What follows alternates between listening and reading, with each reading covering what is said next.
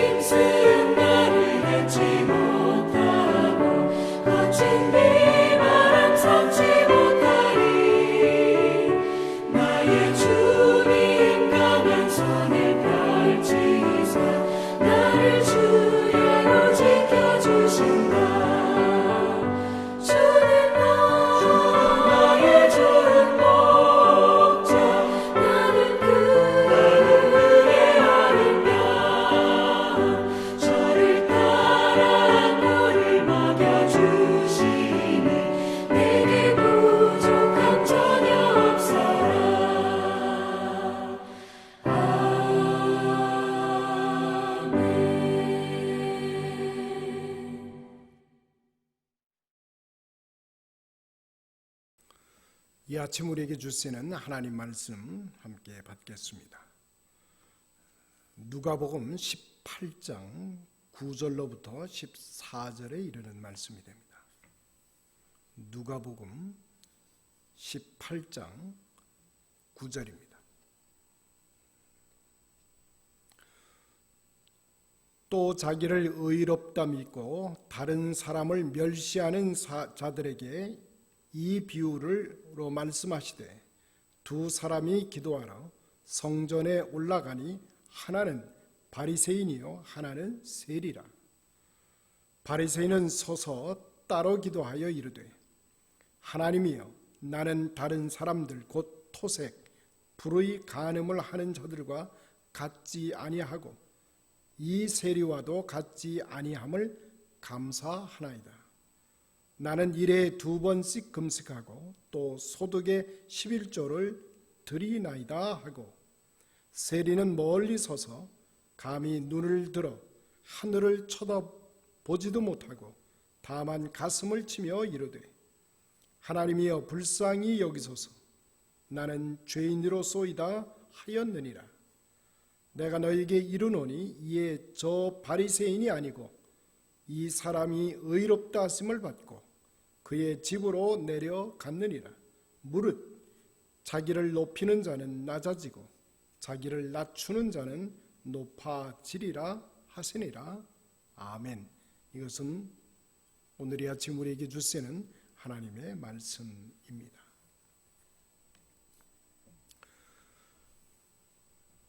하나님의 생각과 우리 인간의 생각은 너무나 거리가 멉니다. 성경은 우리에게 계속해서 말씀합니다. 하나님께서 행하시는 길은 인간이 걸어가는 길과는 사뭇 다르다라고 하는 사실을 성경은 계속해서 우리들에게 가르쳐 주고 있습니다. 우리가 신앙생활할 때 어떻게 하면 우리의 신앙의 태도가 복음적 자세를 견지할 수 있을까? 저는 오늘 이 아침 우리가 함께 기도하는 자리에 나와서 우리의 신앙의 자세를 점검하는 가운데 함께 은혜를 받게 되기를 원합니다.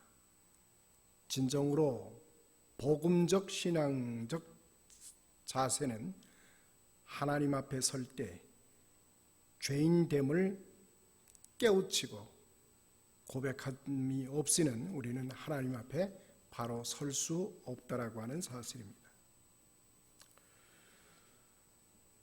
하나님 앞에는 누구나가 다 단독자로 설 수밖에 없다는 것입니다. 우리는 사람과 만나면 상대적일 수가 있습니다. 그 사람보다 내가 상대적으로 잘났거나 또는 선하거나 또는 능력이 있거나 라고 하는 그런 구별을 하기 시작을 합니다. 디트리트 보네포 목사님은 이런 말을 우리에게 주고 있습니다. 하나님과 우리 사이에는 아무것도 끼어 들어와서는 안 된다. 다시 말하면 하나님 앞에서 우리는 단독자의 모습으로 설 때에 우리는 나 자신이 바른 신앙을 견지해 갈 수 있다라고 하는 것입니다. 현장에서 붙들린 여인을 향해서 예수님이 주신 말씀입니다. 누구든지 죄 없는 자가 먼저 돌로 치라고 말씀하십니다.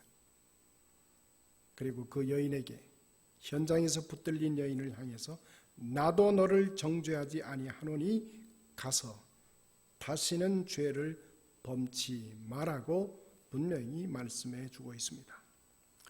주님도 심판하지 않는다라고 하는 그런 대목을 우리는 발견하게 됩니다. 하나님이 그의 아들을 세상에 보내신 것은 세상을 심판하려고 하심이 아닙니다.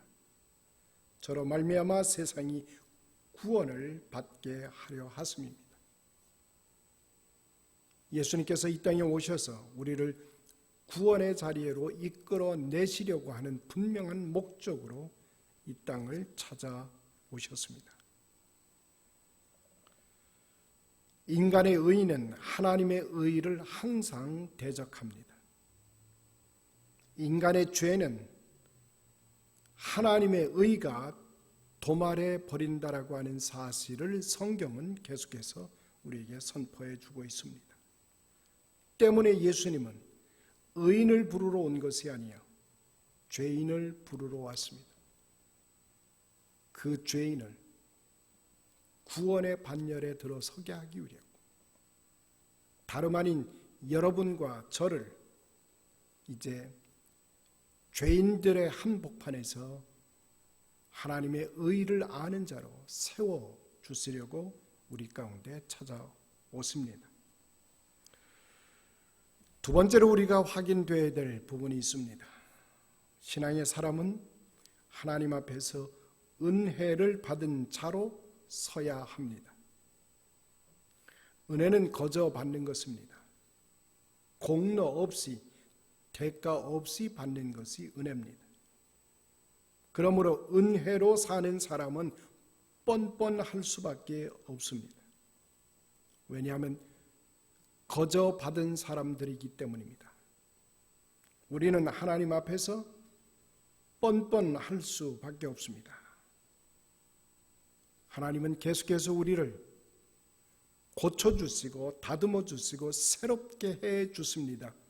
우리가 죄인임에도 불구하고 계속해서 우리가 넘어지고 실수하고 다침에도 불구하고 하나님은 우리를 일으켜 주십니다. 그러므로 사람 앞에서는 우리는 떳떳해야 된다라고 하는 것입니다. 우리의 신앙적 자세를 세 가지로 이렇게 정리해 보면 이것은 하나님 앞에서는 우린 겸손하게 겸허하게 앉을 수밖에 없습니다. 앉아 있어야 됩니다. 사람 앞에서는 당당하게 걸어가야 됩니다. 그러나 사탄 앞에서는 우리는 당당하게 세움을 받아야 됩니다. 스탠드, 일어서야 됩니다. 하나님 앞에서 사랑받고 구원을 받으며 풍성한 축복을 누리기 위해서 우리는 겸허한 모습으로 우리는 앉아 있는 자의 모습이 되어야 된다는 말입니다. 받은 은혜로 사람들에게 합당하게 행할 줄 알아야 됩니다. 그리고 사탄을 대적하기 위해서는 당당하게 우리는 서서 그 사탄을 그리고 암흑의 세력을 우리는 맞서 싸울 수 있어야 됩니다. 우린 지나치게 떳떳하려고 하기 때문에 예수 믿는 일이 쉽지가 않습니다.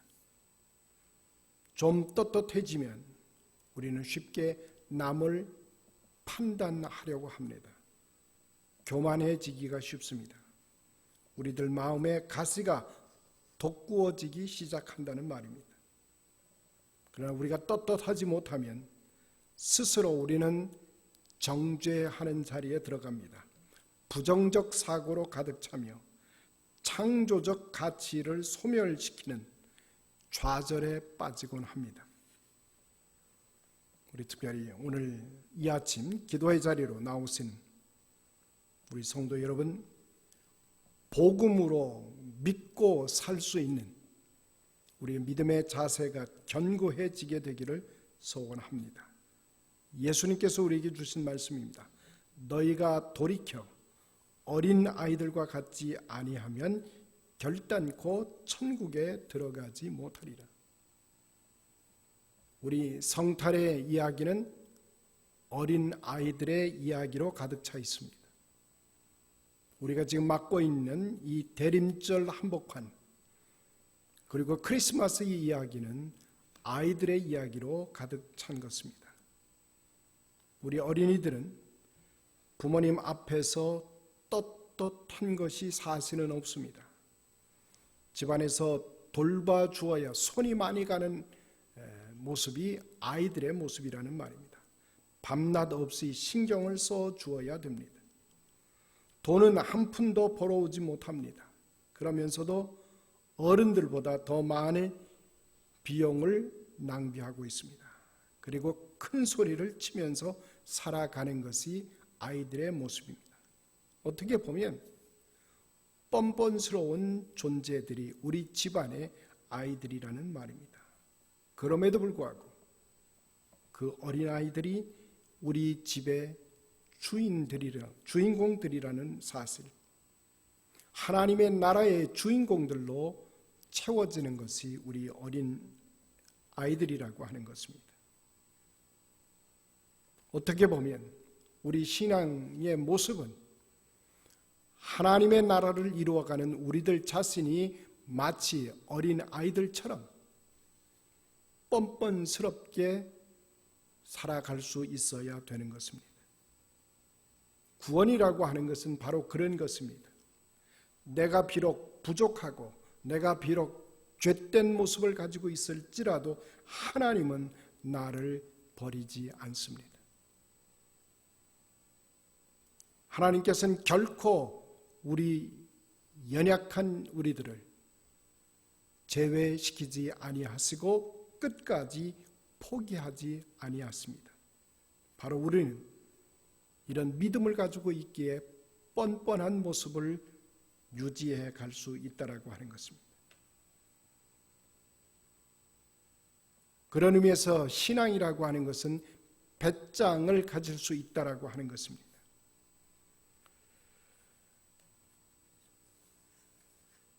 주님께서 임하시는 자리에 내가 설 수 있는 그런 진지함이 우리 가운데 있어야 됩니다. 내 역량이 얼마나 되느냐, 내가 얼마나 알고 내 능력이 있느냐라고 하는 것이 중요한 것이 아닙니다. 하나님 앞에서 우리는 내가 얼마나 죽을 수 있느냐, 내 것을 얼마나 내려놓을 수 있느냐라고 하는 것이 오히려 더 중요한 것이라는 말입니다. 바울은 우리에게 이렇게 가르칩니다. 내가 약할 때 곧 강함이라고 선포하고 있습니다. 내 자신이 약한 것이 자랑거리가 된다는 사실을 바울은 우리들에게 고백해 주고 있습니다. 우리는 우리의 자신의 자아를 포기하기 전에 우리는 주님의 능력을 체험해낼 수가 없습니다. 주님이 나를 위해 일하시는 분이라는 사실을 알아낼 수가 없다는 말입니다. 왜냐하면 진정으로 일하는 것은 내가 일하는 것이 아니기 때문입니다. 내가 일을 한다고 하면 주님은 일하지 아니하시고 가만히 지켜보실 것입니다. 하나님께서는 인간에게 아주 대단히 중요한 것을 주셨습니다. 창세기는 우리에게 이렇게 가르칩니다. 하나님은 엿새를 일하시고 제7일 날 쉬셨다고 안식하셨다고 가르쳐주고 있습니다. 그리고 하나님은 바로 그 하나님의 안식에 우리 인간을 참여시키기를 원하고 계십니다. 따라서 복음이라고 하는 것은 무엇을 하는 것이 중요한 것이 아닙니다. 무엇을 하라고 하는 것이 아니라는 말입니다. 복음은 주님이 하시는 일을 받아들이는 것, 그 일에 참여되어지는 것이 복음이라고 하는 것입니다. 그러므로 우리가 복음적인 삶을 살아간다라고 하는 것은 무엇을 얻기 위해 사는 삶이 아니라 얻은 사실로 인하여서 감사함으로 살아가는 것, 은혜 받은 자로 살아가는 것. 그래서 수고하고 무거운 짐진 자들아 다 내게로 오라고 내가 너희를 쉬게 하리라. 주님은 우리에게 이렇게 말씀하고 계십니다. 이제 우리는 내가 무엇을 하려는 것에서 떠나야 됩니다. 주님께서 나의 삶에 찾아오셔서 나를 위하여 일하실 때 나타나는 기적을 보면서 우리는 감사와 감격 속에 살아갈 수 있는 믿음의 사람들이기 때문입니다. 이제 우리가 내일 다시 우리는 주님의 날 주일을 준비합니다. 우리가 주일을 준비하고 예배를 준비하고 또 사역을 준비하는 그 모든 일들을 오늘 이 아침 다시 한번 생각하시면서 진정으로 우리는 주 안에서 그리고 주님의 능력 안에서 하나님께서 우리에게 베풀어 내신 안식의 기쁨을 함께 누리면서 그리고 나의 연약함에도 불구하고 나의 죄됨에도 불구하고 하나님 우리를 하나님의 자녀로 그리고 하나님의 동역자로 써주시려고 오늘도 우리를 예비시켜 가고 있다는 사실을 기억하면서 나아갈 수 있게 되기를 소원합니다. 우리 같이 기도하시면서 주의 나라를 준비하는 시간 되기를 원합니다. 기도하십시다. 거룩하신 아버지 하나님, 오늘도 내가 무엇을 하려고 하는 자가 아니라 연약한 우리 가운데 찾아오셔서 나의 삶의 자리에서 말씀하시고 일하시는 우리 주님을 만날 수 있도록 다시금 은혜를 허락해 주시니 감사를 드립니다. 주님께서 오셔서 펼쳐가시는 주님의 아름다운 사역의 현장을 우리의 입술이 고백할 때, 우리의 마음이 하나님을 찬양할 때 하나님을 예배하는 자로 나아갈 수 있도록 은혜 베풀어 주옵소서. 특별히 이 시간 간절히 소원합니다. 특별히 연약한 가운데 있는 주의 사랑하는 백성들을 찾아가 주옵소서.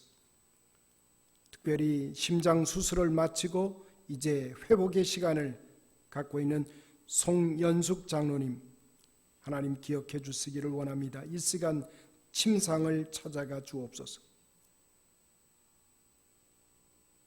귀한 수술의 손길을 하나님 축복해 주셨사오니 이제는 회복의 자리에서 하나님의 능력과 하나님의 온전되심처럼 그 회복의 침상이 복되도록 하나님 주장하시고 인도하여 주옵소서. 하나님을 향한 헌신의 마음이 흔들리지 않게 하여 주시고 온전히 회복된 자의 모습으로 다시금 하나님의 나라를 위해서 수고하고 애쓰는 당신의 종의 모습이 되게 하여 주옵소서. 이제 주께서 우리 곁에 찾아오시는 귀한 성탄의 절기를 준비하며 이 지역 연합 예배로 준비하는 모든 예배 일정 또한 하나님 축복하여 주시고 이 페필 지역의 하나님의 백성들 심령마다 가정마다 하나님의 풍성하신 사랑과 은혜가 함께하는 이 계절이 되도록 주장하시고 인도하여 주옵소서. 예수님의 이름으로 감사하며 기도드리옵나이다. 아멘. 계속해서 기도 제목을 가지시고 기도하는 시간으로 이어지겠습니다. 기도하십시다.